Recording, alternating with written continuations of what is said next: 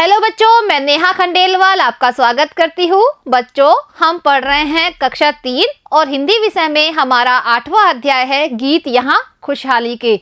बच्चों, यह एक कविता है और इस कविता में जो कवि है वो भारतीय किसान और ग्रामीण परिवेश का वर्णन कर रहा है कि बच्चों जो किसान है, जो खेतों में काम करता है, वो कैसे कैसे काम करता है और बच्चे जब वो खेतों में काम करता है तो वो कौन कौन से गीत यानी खुशहाली के गीत किस तरह से लिखता है। तो करते हैं बच्चों आज की कविता शुरू। यहाँ लिखा हुआ है, युग युग से हम रहे उपासक, गैती और कुदाली के, हल की नोक लिए लिखते हम गीत यहाँ खुशहाली के। बच्चों, उपासक का अर्थ क्या होता है? उपासक का अर्थ होता है भक्ति करने वाला, और जो खुशहाली है उसका अर्थ क्या होता है? सुख समृद्धि का समय।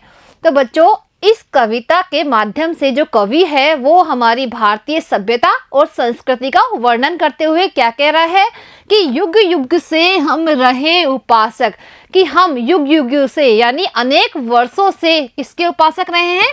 गैती और कुदाली के। बच्चों, जो किसान है, जो खेत में काम करता है, वो गैती और कुदाली लेकर खेत में काम करता है। तो युग युग से यानी अनेक वर्षों से हम गैती और कुदाली के उपासक रहे हैं, यानी भक्ति करने वाले रहे हैं। हल्की नोक लिए लिखते हम गीत यहाँ खुशहाली के। और बच्चों, जो किसान है वो खेत में काम करता है तो किससे काम करता है? वो हल से काम करता है। तो हल की नोक से जब वह किसान खेत को जोतता है तो यहाँ पर जो हमारा देश है उसमें खुशहाली के गीत लिखे जाते हैं, यानी सभी यहाँ पर खुश हो जाते हैं। तो बच्चों, इस कविता के माध्यम से जो कवि है वो कह रहा है कि युग युग से यानी अनेक वर्षों से जो हम हैं वो गैती और कुदाली के उपासक रहे हैं। कुदाली मतलब होता है बच्चों फावड़ा, उसके हम उपासक रहे हैं यानी पूजा करने वाले रहे हैं। और यहाँ पे जब किसान हल की नोक से खेत को जोतता है तो यहाँ पर सभी तरफ खुशहाली हो जाती है और खुशहाली के गीत यहाँ पर लिखे जाते हैं। घुंघरू वाले बैलों के जब मिट्टी महके पांव तले, बहे पसीना तेज धूप में या बादल की छांव तले। अब बच्चों, महके का अर्थ क्या होता है? महके का अर्थ होता है खुशबू से भरे। बच्चों, जो किसान है जब खेत में बैलों के साथ काम करता है तो वो बैलों की जो गर्दन है उस पे क्या बांध देता है? घुंघरू बांध देता है। तो जो घुंघरू वाले बैल जब चलते हैं धरती पर तो उनके घुंघरू की आवाज़ बहुत अच्छी आती है। घुंघरू वाले बैलों के जब मिट्टी महके पांव तले। और बच्चों, उनके जो पांव हैं उससे जो खेत की मिट्टी है वो महकने लगती है। बहे पसीना तेज धूप में या बादल की छांव तले। बच्चों, जो किसान है वो अपने खेत में हमेशा काम करता रहता है, चाहे बादल की छाव हो या फिर तेज धूप हो, वो हमेशा वहां पर काम करता रहता है। तो बच्चों, जब वो तेज धूप में किसान खेत में काम करता है तो उसके माथे पर से क्या आता है? पसीना आता है। और वो पसीना जब इस मिट्टी में मिलता है तो यहाँ की जो मिट्टी है वो सुगंधित हो जाती है, महकने लग जाती है। तो बच्चों, कवि आगे कह रहा है कि जब घुंघरू वाले बैल जब खेत में चलते हैं तो उनके घुंघरू की आवाज होती है और वहाँ की मिट्टी महक जाती है। और इसी तरह जब किसान खेत में काम करता है तो चाहे बादल की छाव हो या फिर कैसा मौसम हो, धूप का मौसम हो, लेकिन वो हमेशा काम करता रहता है। और जब धूप के मौसम में यानी जब सूरज की तेज किरणें उसके चेहरे पर आती है तो उसके चेहरे से यानी उसके शरीर से क्या निकलता है? पसीना निकलता है। तो वो पसीना जब उस मिट्टी में मिलता है तो वहाँ की मिट्टी सुगंधित हो जाती है यानी खुशबू से भर जाती है। अब आगे देखते हैं बच्चों कवि क्या कह रहा है। दर्शन होते इंद्रधनुष के या संध्या की लाली के, हल्की नोक लिए लिखते हम गीत यहाँ खुशहाली के। बच्चों, जो हमारा देश है भारत, उसमें किसके दर्शन होते हैं? इंद्रधनुष के दर्शन होते हैं या फिर संध्या की लाली के दर्शन होते हैं। देखिए बच्चों, यहाँ पर आपको क्या दिखाई दे रहा है? इंद्रधनुष दिखाई दे रहा है और यहाँ पर शाम के समय जो लालिमा होती है वो दिखाई दे रहा है। तो बच्चों, जब खेत में किसान काम करता है तो वहाँ पर इंद्रधनुष के यानी बरसात के बाद में जब इंद्रधनुष निकलता है उसके भी दर्शन होते हैं, और संध्या यानी शाम के समय की जो लालिमा वाला मौसम होता है उसके भी वहाँ पर दर्शन होते हैं। हल्की नोक लिए लिखते हम गीत यहाँ खुशहाली के। और यहाँ के किसान सभी ऋतुओं में हल्की नोक से क्या करते हैं, खेत को जोतते हैं और खुशहाली के गीत गाते हुए और हमेशा काम करते रहते हैं। अब देखते हैं बच्चों आगे कवि क्या कह रहा है। कोयल मोर पपीहे गाते, शाम घटा गहराती है, मधुर स्वरों में कोकिल कंठी बहुए गीत सुनाती है। अब बच्चों देखो, शाम का अर्थ होता है काला और घटा होता है बादल और गहराती यानी घुमड़ घुमड़ कर आना। और कोकिल कंठी क्या होती है बच्चों, कोयल जैसे मधुर कंठ वाली। तो बच्चों आगे कवि कह रहा है कि कोयल मोर पपीहे गाते, शाम घटा गहराती है। बच्चों जब आसमान में काले बादल घुमड़ घुमड़ कर आते हैं, तब जो कोयल है और मोर है और जो पपीहे हैं वो क्या करने लग जाते हैं, गाना गाने लग जाते हैं और चारों तरफ इनकी आवाज़ सुनाई देती है। क्योंकि बच्चों ये तीनों ही बहुत अच्छे गाने गाते हैं, यानी इनकी आवाज़ सभी को बहुत ही अच्छी लगती है। तो बच्चों काले रंग के जो बादल घुमड़ घुमड़ कर आते हैं, तब ये तीनों पक्षी ही अपनी आवाज़ सुनाने लगते हैं। और बच्चों उसी समय मधुर स्वरों में कोकिल कंठी बहुएं गीत सुनाती है। और उसी समय जो सभी घरों की बहुएं हैं वो अपनी कोयल जैसी आवाज़ से, यानी कोयल जैसे मधुर कंठ वाली आवाज़ से वो भी क्या गाने लग जाती है, वो भी गाने लग जाती है गाना। तो बच्चों जो बारिश का मौसम होता है, जब बादल घुमड़ घुमड़ कर आते हैं काले काले, तब यहाँ का जो वातावरण है वो बहुत ही अच्छा दिखाई देता है और यहाँ पर बच्चों पक्षियों की आवाज़ हमें सुनाई देती है। अब देखते हैं बच्चों कवि आगे क्या कह रहा है।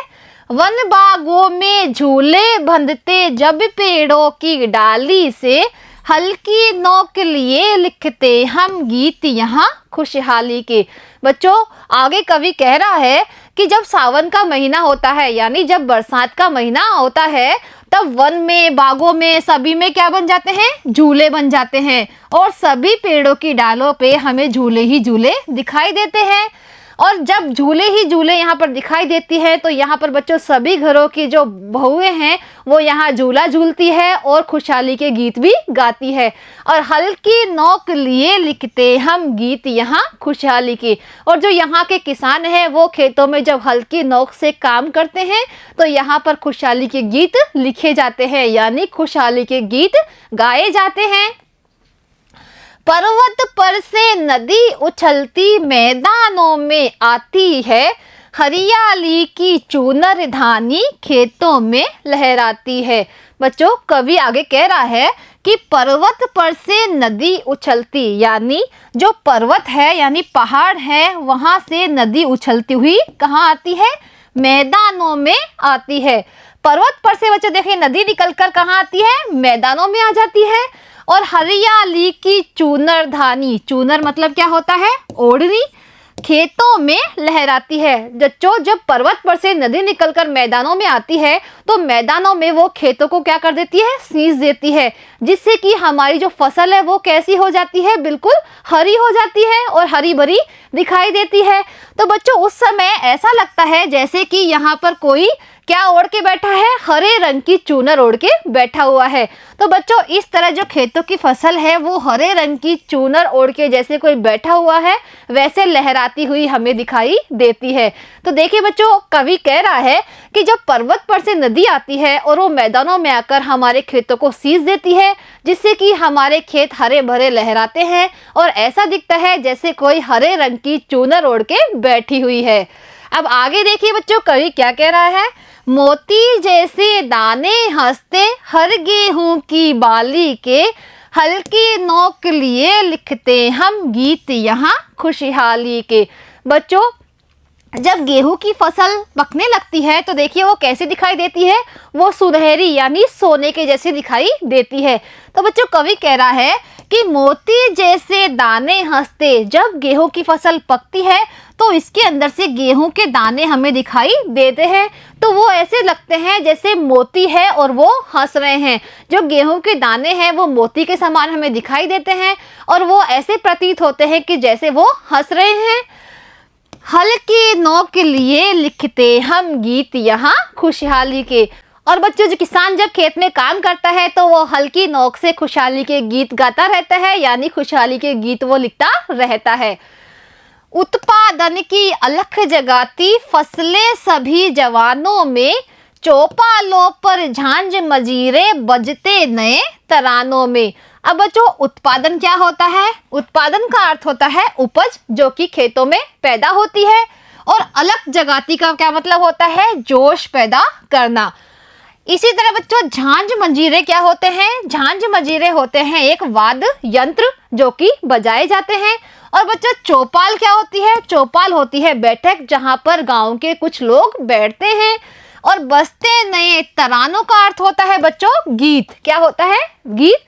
तो बच्चों कवि आगे कह रहा है कि उत्पादन की अलख जगाती फसलें सभी जवानों में। बच्चों जब यहाँ पर खेतों में फसलों का उत्पादन होता है तो यहाँ पर सभी जवानों में वो क्या जगाती है? जोश पैदा करती है। यानी उसको देखकर सभी जो गांव के जवान हैं वो क्या हो जाते हैं? खुश हो जाते हैं और उनमें उत्साह भर जाता है। चौपालों पर झांझ मजीरे बजते नए तरानों में। बच्चों चौपाल क्या होता है? जहां पर गांव के कुछ लोग बैठ जाते हैं। तो देखिए बच्चों चौपालों पर जब झांझ मंजीरे यानी वाद्य यंत्र लेकर जब लोग गाना गाते हैं तो वहां पर नए नए गीत लिखा आते हैं, यानी नए नए गीत वहां पर हमें बजते हुए सुनाई देते हैं। गली गली में उत्सव मनते होली और दिवाली के, हल्की नोक लिए लिखते हम गीत यहाँ खुशहाली के। बच्चों उत्सव का अर्थ होता है त्योहार। क्या होता है बच्चों? त्योहार। तो बच्चों जो हमारा भारत देश है वहाँ पर बहुत सारे तरह के त्योहार मनाए जाते हैं। तो बच्चों यहाँ पर गली गली में उत्सव मनाए जाते हैं, यानी बच्चों जो हमारा देश है वो त्योहारों का देश है और सभी गली सभी मोहल्ले में यहाँ पर उत्सव मनाए ही जाते हैं। तो देखिए बच्चों होली और दिवाली पर सभी घरों में क्या मनाया जाता है? होली और दिवाली का त्योहार मनाया जाता है।